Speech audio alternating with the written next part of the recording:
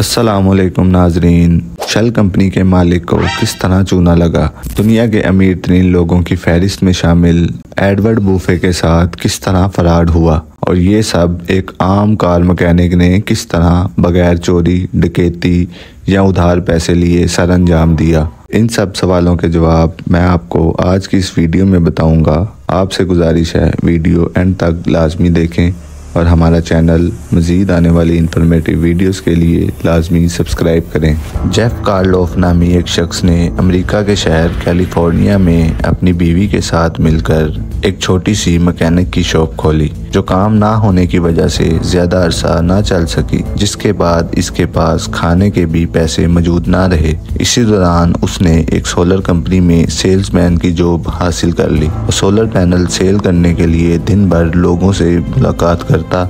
लोगों से मिलने के बाद उसको इस बात का अंदाज़ा हुआ कि लोग सोलर पैनल लगवाना ज़रूर चाहते हैं, लेकिन उनको इस चीज़ का खौफ है कि हमारे सोलर पैनल चोरी ना हो जाएं। तो इसके दिमाग में एक आइडिया आया कि सोलर पैनल को कुछ इस तरह डिज़ाइन किया जाए कि जो लोग दिन के वक्त इस्तेमाल करने के बाद रात को बआसानी किसी महफूज जगह मुंतकिल कर सकें।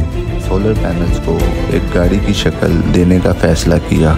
इसने नौकरी छोड़कर अपने इस आइडिया पर काम शुरू कर दिया और कुछ लोगों को अपने साथ मिलाया। कुछ ही अरसे में इन सब ने मिलकर अपना पहला मोबाइल सोलर पैनल तैयार कर लिया, जो कि लोहे के एक फ्रेम पर मुश्तमिल था, जिसके नीचे चंद टायर लगाए गए थे। फिर इसने अपनी कंपनी रजिस्टर करवाने का फैसला किया, जिसका नाम इसने डीसी सोलर रखा। अब जेफ ने सबसे पहले हॉलीवुड फिल्म इंडस्ट्री को टारगेट किया। उस वक़्त फिल्म इंडस्ट्री में शूटिंग के दौरान मोबाइल जनरेटर का इस्तेमाल किया जाता था, जो बहुत शोर पैदा करते थे। उनको इसका ये मोबाइल सोलर बहुत अच्छा लगा, क्योंकि ये न शोर पैदा करता था और ना इसका कोई खर्चा था।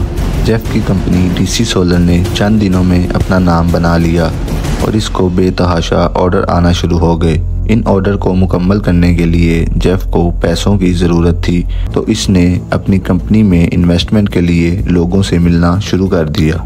इसके यूनिक आइडिया की वजह से लोगों ने इसको भरपूर रकम दी, जिसको जेफ ने अपनी अय्याशियों में उड़ाना शुरू कर दिया। इस रकम से जेफ ने तकरीबन 100 के करीब गाड़ियाँ खरीदी और मुख्तलिफ जगहों पर अपनी प्रॉपर्टीज़ बनवाई। ऐसे आने के बाद जेफ का ध्यान अपनी कंपनी से हट गया और ये लोगों के ऑर्डर पूरे ना कर पाया। इसी दौरान हुकूमत ने सोलर पैनल लगाने वालों को 30% अलाउंस देने का ऐलान किया। तो नाजरीन, इसके पास अब एक और मौका था कि ये अपनी कंपनी परवान चढ़ा सकता।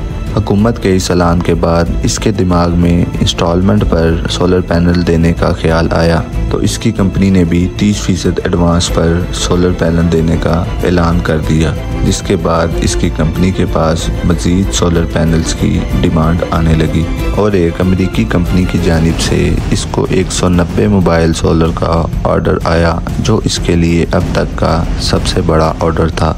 अब की बार इसने फ़ैसला किया कि ये ऑर्डर मुकम्मल करेगा, लेकिन इस ऑर्डर को मुकम्मल करने के लिए इसके पास रकम ना थी। इसने ऑर्डर मुकम्मल करने के लिए फिर से लोगों से राब्ते शुरू किए और इस दफ़ा इसने अमीर तरीन लोगों से अपनी कंपनी में इन्वेस्टमेंट के लिए मिलना शुरू कर दिया, जिसमें शेल कंपनी और गाइको कंपनी, जो कि एडवर्ड बुफे की है।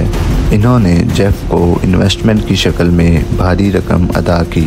इसी दौरान इसके पुराने इन्वेस्टर्स ने अपना प्रॉफिट मांगना शुरू कर दिया और ये उनके दबाव में आ गए। ये रकम उनको दे बैठा।